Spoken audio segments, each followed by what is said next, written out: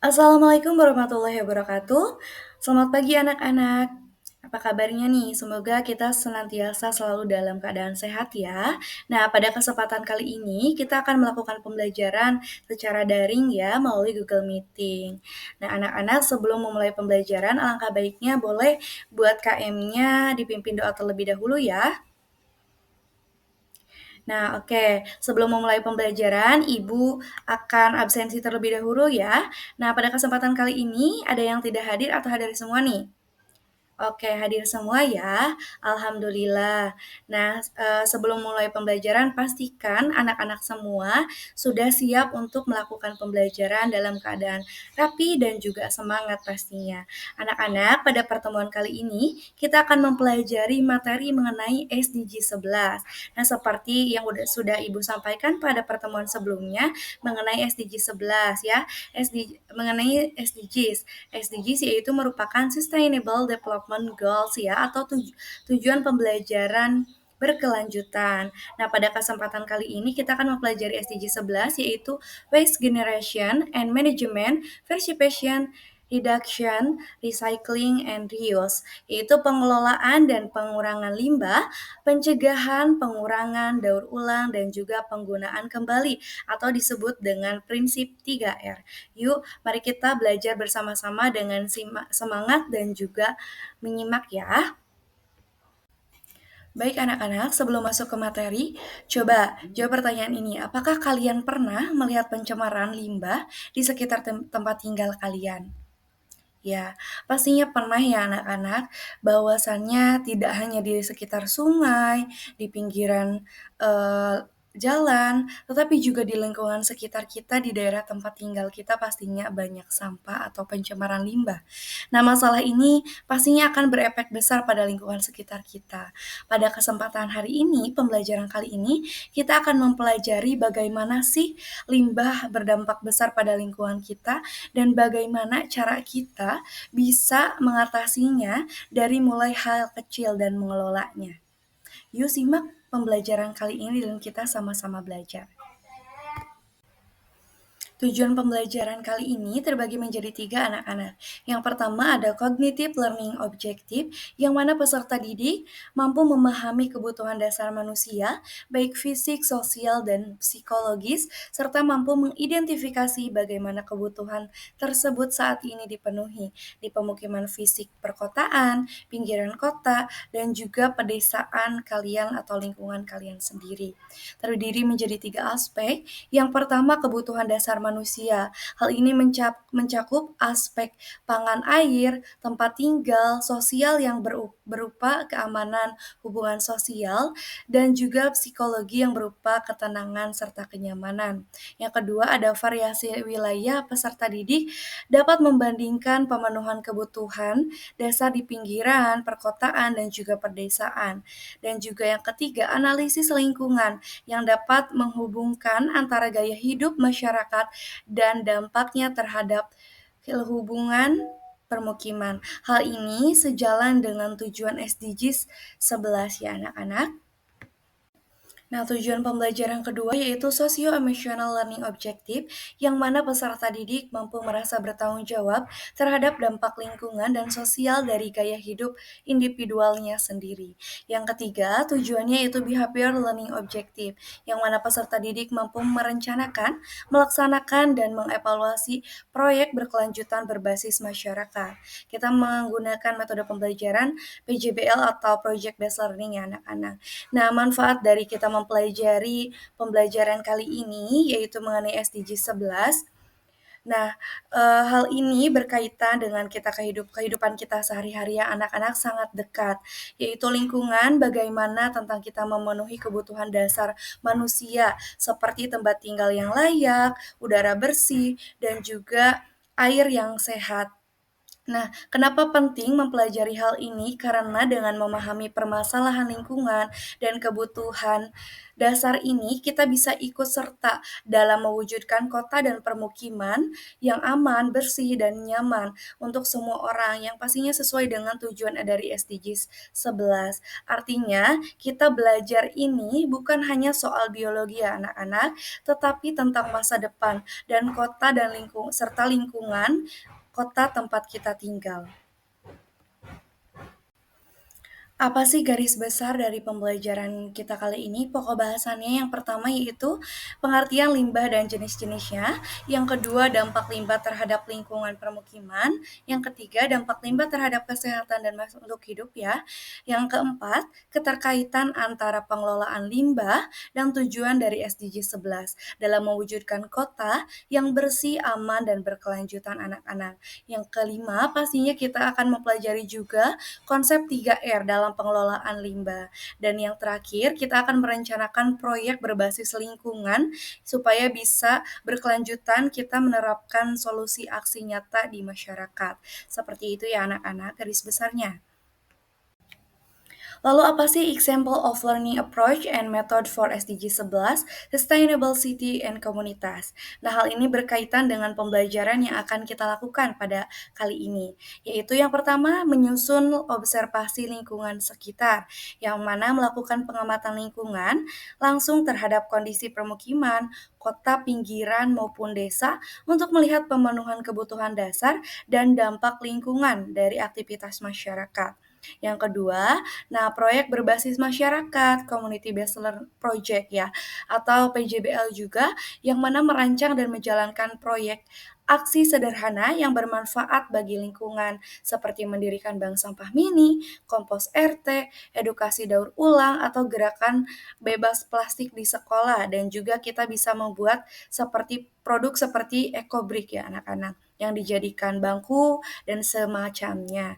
Yang ketiga yaitu presentasi hasil proyek dan solusi yang akan dilaksanakan pada pertemuan kedua nanti, yang mana kalian menyusun dan mempresentasikan hasil observasi dan solusi inovatif secara visual dan juga lisan. Nah, hal ini nantinya sebagai bentuk kontribusi ya terhadap SDG 11 atau pembelajaran berkelanjutan. Seperti itu ya anak-anak. Nah, sebelum masuk ke materi, Ibu ingin mengetahui terlebih dahulu, sampai mana atau sejauh mana sih pemahaman kalian mengenai materi kali ini? Yuk, boleh di-scan dulu QR code pada layar, kerjakan pretest ya, satu soal dengan waktu 10 detik. Yuk, kerjakan bersama-sama anak-anak. Ini tidak akan masuk ke penilaian, hanya untuk mengukur kalian sudah sejauh mana sih, sudah tahu sejauh mana materi kali ini. Nah, setelah mengerjakan soal pretest tadi anak-anak, mari kita simak sama-sama video yang telah Ibu tampilkan di layar mengenai permasalahan yang ada di daerah perkotaan baik pedesaan ya anak-anak, dan juga kita akan merumuskan bagaimana solusinya. Simak baik-baik, nanti Ibu akan ajukan pertanyaan terkait dari video ini. Di tempat pembuangan akhir atau TPA dan juga lautan. Kemudian yang Nah, kedua setelah ada mengerjakan foto soal kemasan pretest plastik. tadi Ini juga anak-anak, susah sekali mari kita terurai. simak Kemudian yang ketiga sama-sama ada video plastik yang telah makanan Ibu sekali tampilkan pakai di yang layar biasanya mengenai berbahan dasar permasalahan styrofoam. yang Menurut ada penelitian, di styrofoam daerah ini perkotaan membutuhkan baik waktu pedesaan ratusan ya tahun anak-anak, dan juga untuk kita akan terurai. Kemudian merumuskan yang terakhir ada bagaimana plastik kemasan solusinya. kaset Simak yang kita baik-baik, jumpai juga di nanti kehidupan Ibu akan sehari-hari. ajukan Biasanya ada pada pertanyaan minuman, terkait kemudian dari video sampo, ini. sabun, dan biasanya Yuk, simak kemasan baik-baik. kaset ini juga berakhir di tempat Nah, pembuangan setelah akhir, mengerjakan TPA, soal dan juga pretest tadi lautan. anak-anak, mari kita simak Menurut sama-sama data Kementerian video Lingkungan yang Hidup telah dan Ibu Kehutanan tampilkan di KLHK, layar proyeksi timbulan mengenai sampah plastik di permasalahan Indonesia yang ada terus meningkat di 1 daerah dekade terakhir. perkotaan baik Pada pedesaan ya 2023 anak-anak, dan juga tercatat kita akan ada merumuskan 13 juta ton bagaimana sampah solusinya. plastik, Simak sedangkan baik-baik, pada nanti Ibu akan 2022 ajukan mencapai pertanyaan terkait 12,54 juta dari ton. video ini. Yuk, simak baik-baik. Dikutip dari laman resmi Sistem Nah, setelah Informasi mengerjakan Pengelolaan soal Sampah pretest tadi Nasional atau anak-anak, SIPN mari kita KLHK, simak ada komposisi sama-sama sampah video berdasarkan yang telah sumbernya. Ibu tampilkan Sampah di rumah tangga layar masih menduduki mengenai peringkat pertama. permasalahan yang Kemudian ada ada komposisi di sampah daerah berdasarkan perkotaan baik jenisnya. pedesaan Sampah ya plastik anak-anak, dan juga menduduki kita akan peringkat kedua merumuskan setelah sampah bagaimana sisa makanan. solusinya. Simak baik-baik, nanti Ibu Menurut akan Direktorat ajukan Jenderal pertanyaan Pengelolaan Sampah, terkait Limbah dan dari Bahan video Berbahaya ini. dan Beracun Dirjen Yuk, simak PSLB 3 baik-baik. KLHK, Rosa Vivian Nah, Ratnawati setelah mengatakan mengerjakan soal dari pretest 13 tadi juta Nah, anak-anak dari video tadi, coba menurut kalian bagaimana kebutuhan dasar manusia dapat dipenuhi di tempat tinggal kita? Yang kedua, apa dampak dari gaya hidup kita terhadap lingkungan? Yang ketiga, apa yang bisa kita lakukan bersama masyarakat untuk berkelanjutan terhadap lingkungan? Nah, betul, dari pertanyaan yang pertama anak-anak bahwasannya di dalam video tadi kita melihat ya bahwa kebutuhan dasar manusia seperti air bersih, udara yang sehat, dan tempat tinggal layak serta nyaman sangat dipengaruhi dari keberadaan infrastruktur yang baik, pengelolaan limbah yang tepat, serta kesadaran masyarakat dalam menjaga kebersihan dan kesadaran lingkungan.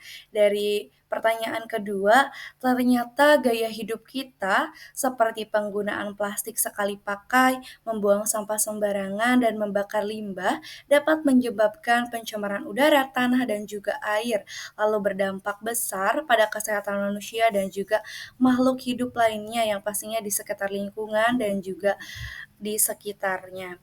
Nah, yang ketiga jawabannya yaitu kita bisa memulai aksi sederhana seperti penerapan konsep 3R, bergotong royong, bersih-bersih lingkungan, mendirikan bank sampah di RT atau lingkungan sekolah serta mengedukasi keluarga ya dan tetangga agar bisa menjaga lingkungan sekitar. Hal ini berkaitan pastinya dengan tujuan dari SDG 11 dan pembelajaran yang kita akan laksanakan dan akan bahas bersama-sama pada hari ini.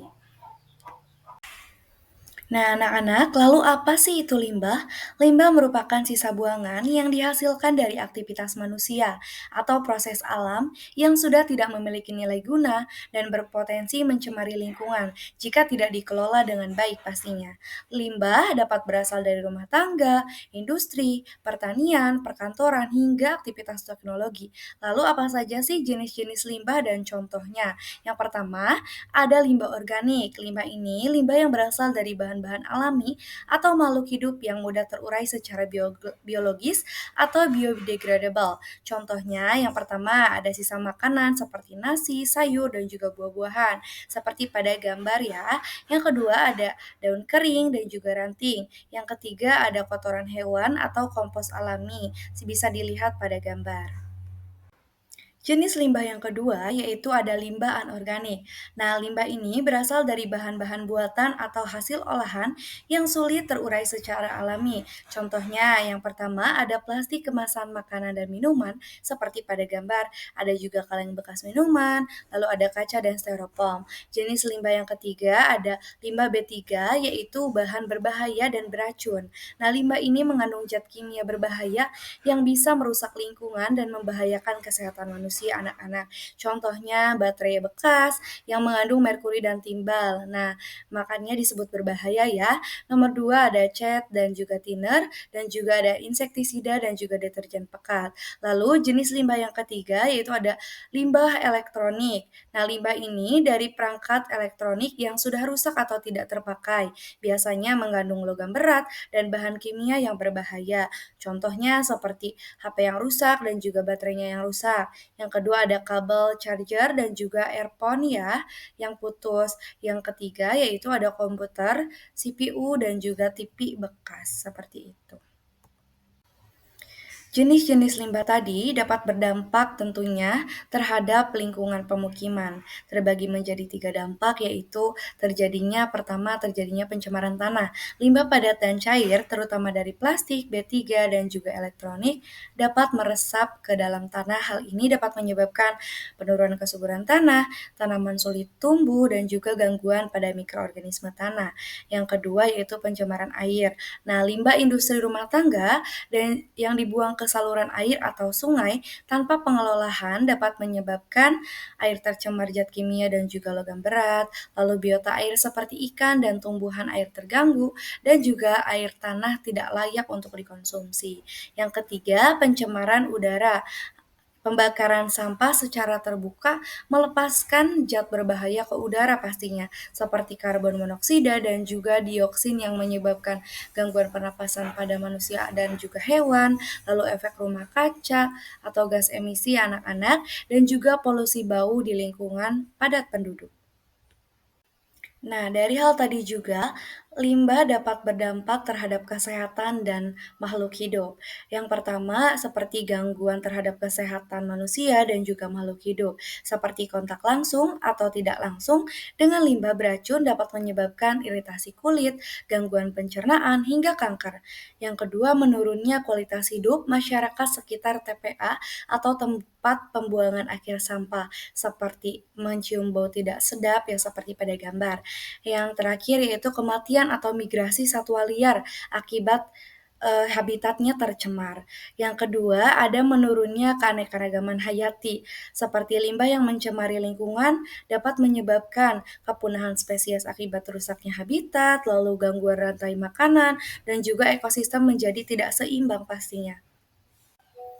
Nah, dari materi yang sudah disampaikan tadi, pastinya sangat berkaitan erat dengan pengelolaan limbah, seperti halnya dengan tujuan SDG 11, yang sangat erat kaitannya dengan kehidupan kita sehari-hari, seperti pengelolaan limbah yang baik, dapat mengurangi pencemaran tanah, air, dan juga udara di lingkungan pemukiman. Lalu, kota yang bersih dari sampah menciptakan ruang hidup yang lebih sehat, aman, dan nyaman pastinya bagi masyarakat. Dan penerapan prinsip 3R Reduce, Reuse, and Recycle membantu mengurangi volume sampah dan memperpanjang umur tempat pembuangan akhir atau TPA. Lalu masyarakat yang terlibat dalam pengelolaan limbah secara kolektif serta ikut membangun komunitas yang sadar lingkungan dan berkelanjutan. Nah, SDG 11 ini mendorong terciptanya kota yang inklusif dan tangguh serta pengelolaan limbah adalah salah satu pondasinya. Maka dari itu anak-anak sesuai dengan tujuan dari SDG 11, nah kita tidak hanya menerapkan ini di pembelajaran di kelas, tetapi juga bisa berkelanjutan di masyarakat dan dapat melakukan aksi untuk menjaga lingkungan. Nah, anak-anak, konsep 3R ini menjadi 3 prinsip dalam pengelolaan limbah, yaitu reduce, reuse, recycle. Apa sih reduce itu? Reduce merupakan mengurangi, yaitu mengurangi produksi sampah sejak awal, seperti membawa tas belanja kain sendiri, menghindari barang pakai sekali pakai, seperti sedotan plastik, bungkus makanan, itu dihindari. Lebih baik kita membawa tempatnya sendiri dari rumah, gitu ya. Ya, lalu membeli produk secukupnya, tidak berlebihan. Lalu ada reuse, itu menggunakan kembali atau memakai ulang barang yang masih bisa digunakan agar tidak cepat dibuang. Seperti botol bekas air mineral dijadikan pot tanaman yang bisa bermanfaat untuk kita juga, kain perca yang dijadikan lap atau pembungkus hadiah, dan juga wadah makanan plastik dipakai ulang untuk menyimpan barang ya. Jadi tidak menjadi limbah yang menumpuk di masyarakat ya, seperti itu. Lalu ada recycle atau mendaur ulang, seperti membuat kerajinan. Nah, mengelola kembali barang bekas menjadi produk baru yang bisa bermanfaat bagi kita juga, seperti sampah plastik dijadikan bahan ekobrik dan juga tas daur ulang yang bisa kita gunakan kembali. Lalu kertas bekas dijadikan kertas daur ulang dan juga kaleng minuman diubah menjadi tempat pensil. Nah, mari kita sama-sama terapkan 3 konsep ini dalam kehidupan sehari-hari. Nah, anak-anak seperti yang sudah Ibu bahas tadi di awal ya, bahwasannya ada tugas proyek observasi kelompok. Nah, Ibu akan bentuk menjadi 3 kelompok. Silakan ya nanti sesuaikan dengan absen. Setiap kelompoknya nanti pilih lokasi, ya lokasi observasi di kota, pinggiran perkotaan dan juga di pedesaan. Lalu nanti kalian boleh catat dan amati yang pertama, cara pemenuhan kebutuhan dasarnya, lalu yang kedua, jenis limbah yang muncul, yang ketiga, pola pengelolaan limbahnya, yang keempat, solusi dan produk berbasis masyarakat.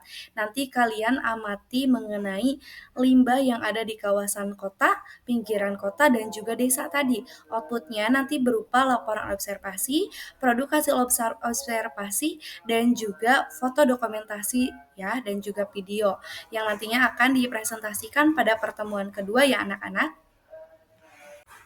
Nah, anak-anak boleh kita diskusikan bareng-bareng terkait jadwal observasi dan juga peralatan yang dibutuhkan ketika nanti observasi ya. Nah, kalian boleh anak-anak rancang dulu metode observasinya. Apakah mau wawancara dan sebagainya boleh. Nanti disajikan bisa dalam bentuk deskriptif, kualitatif. Lalu alat apa saja yang dibutuhkan? Pastinya nanti kalian siapkan handphone ya atau kamera, buku catatannya, dan juga alat tulis. Jangan sampai ketinggalan. Yang ketiga, lalu kalian tentukan waktu observasi dan siapa yang bertugas. Waktu observasinya pastikan selesai sebelum pekan depan, pertemuan depan.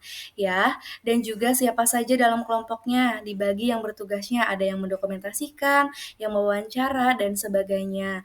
Lalu nanti produk atau proyek berkelanjutan yang bisa kalian terapkan, contohnya ada pemanfaatan limbah seperti kompos, di RT kompos bekas limbahnya, lalu boleh ekobrik bisa dijadikan tempat duduk atau sebagainya.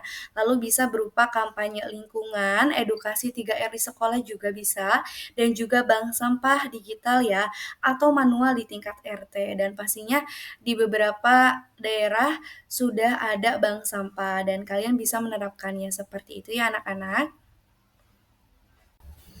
Nah, coba anak-anak, dari pembelajaran kita kali ini, ada yang bisa menyimpulkan tidak atau merangkum kira-kira apa saja sih poin dari pembelajaran tadi? Nah, betul. Jadi, poin pembelajaran yang telah kita pelajari tadi yaitu bahwasannya kebutuhan dasar manusia seperti tempat tinggal, air bersih, dan udara sehat bergantung pada kondisi lingkungan yang terjaga pastinya. Jadi, mari sama-sama kita jaga lingkungan kita ini dengan melakukan pengelolaan limbah dengan prinsip tidak 3R tadi atau konsep 3R tadi. Lalu, gaya hidup yang tidak ramah lingkungan seperti konsumsi berlebihan, dan membuang sampah sembarangan dapat memperparah pencemaran di permukiman.